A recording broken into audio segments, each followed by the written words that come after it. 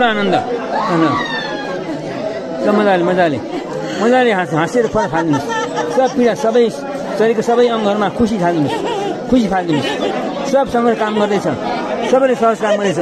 पीडा व्यथा रोग व्याधि सब गएछ पुरा आनन्द पुरा आनन्द भएको छ हस् पुरा आनन्द पुरा स्वस्थ सुखी आनन्द हो